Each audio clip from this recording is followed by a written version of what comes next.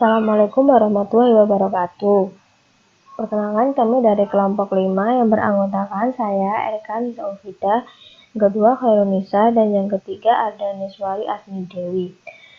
Di sini kami akan menjelaskan mengenai kerangka dasar penyusunan dan penyajian laporan keuangan bank syariah atau yang biasa disebut dengan KDPP LKS.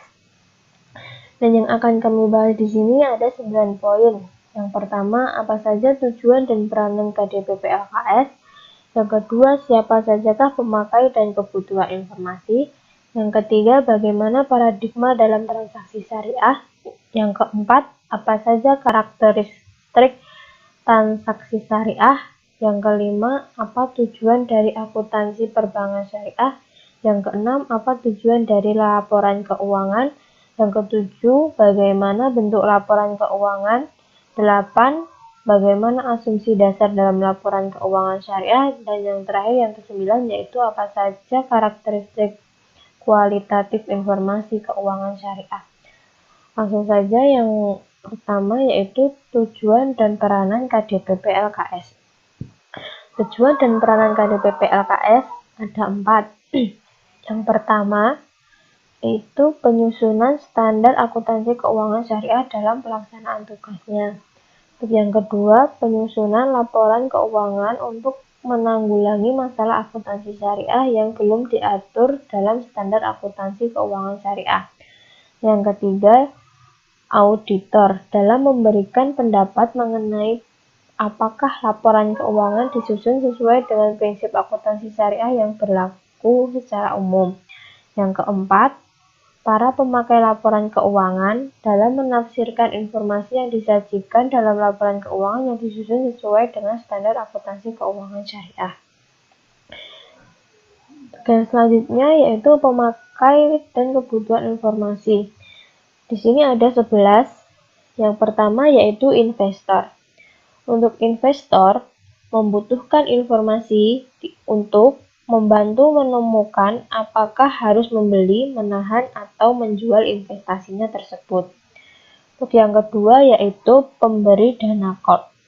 Pemberi dana call di sini membutuhkan informasi dari KDPP LKS untuk menarik informasi keuangan yang memungkinkan mereka untuk memutuskan apakah dana call dapat dibayar pada saat jatuh tempo. Untuk yang ketiga, pemilik dana sirkah temporer. Pemilik dana sirkah temporer yang berkepentingan akan informasi keuangan yang memungkinkan mereka untuk mengambil keputusan investasi dengan tingkat keuntungan yang bersaing dan aman. Untuk yang keempat, pemilik dana titipan. Pemilik dana titipan membutuhkan informasi keuangan untuk memungkinkan mereka dalam memutuskan apakah dana titipan dapat diambil setiap saat atau tidak. Untuk yang kelima yaitu pembayar dan penerima zakat, infak, sedekah, dan wakaf. Pembayar dan penerima zakat, infak, sedekah, dan wakaf, mereka membutuhkan informasi ini untuk berkepentingan mengenai sumber dan penyaluran dana-dana tersebut. Untuk yang keenam yaitu pengawas syariah. Pengawas syariah berkepentingan dengan informasi tentang kepatuhan pengelola bank dan prinsip syariah. Yang ketujuh yaitu karyawan. Karyawan di sini tertarik pada informasi mengenai stabilitas dan profitabilitas entitas syariah. Selain itu, mereka juga tertarik dengan informasi yang memungkinkan mereka dalam menilai kemampuan entitas syariah dalam memberikan balas jasa, manfaat pensiun, dan kesempatan kerja. 8 yaitu pemasok atau mitra usaha lainnya. Pemasok atau mitra usaha lainnya tertarik dengan informasi yang memungkinkan mereka untuk memutuskan apakah jumlah yang terutang akan dibayar pada saat jatuh tempo. Yang ke-9 yaitu pelanggan. Para pelanggan berkepentingan dengan informasi mengenai kelangsungan hidup entitas syariah, terutama jikalau mereka terlibat dalam perjanjian jangka panjang dengan atau tergantung pada entitas syariah. Yang ke-10 yaitu pemerintah. Pemerintah dan berbagai lembaga yang berada di bawah kekuasaannya berkepentingan dengan alokasi sumber daya dan karena itu berkepentingan dengan aktivitas entitas syariah. Mereka membutuhkan informasi untuk mengatur aktivitas entitas syariah, menetapkan kebijakan pajak, dan sebagai dasar untuk menyusun statistik pendapatan nasional dan statistik lainnya. Untuk yang terakhir ke-11 yaitu masyarakat. Entitas syariah mempengaruhi anggota masyarakat dalam berbagai cara. Misalnya, entitas syariah dapat memberikan kontribusi berarti pada perekonomian nasional, termasuk jumlah orang yang dipekerjakan dan perlindungan kepada penanam modal domestik. Laporan keuangan dapat membantu masyarakat dengan menyiapkan informasi kecenderungan atau tren dan perkembangan terakhir kemakmuran entitas syariah serta rangkaian aktivitasnya. Yang selanjutnya yaitu paradigma transaksi syariah. Transaksi syariah berlandaskan pada paradigma dasar bahwa alam semesta diciptakan oleh Tuhan sebagai amanah atau kepercayaan ilahi dan sarana kebahagiaan hidup bagi seluruh umat manusia untuk mencapai kesejahteraan hakiki secara material dan spiritual. Paradigma dasar ini menekan setiap aktivitas umat manusia memiliki akuntabilitas dan nilai ilahiyah yang menempatkan perangkat syariah dan akhlak sebagai parameter baik dan buruk, benar dan salahnya aktivitas usaha. Paradigma ini akan membentuk integritas yang membantu terbentuknya karakter tata kelola yang baik atau good governance dan disiplin pasar atau market disiplin yang baik. Yang selanjutnya yaitu akan dijelaskan oleh Khairun Nisa.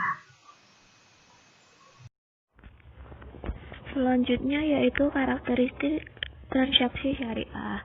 Karakteristik transaksi syariah ada 8.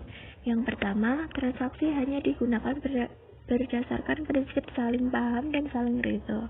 Yang kedua, prinsip kebebasan saling bertransaksi diakui sepanjang objeknya, baik halal, yaitu halal dan baik, ataupun thayyib.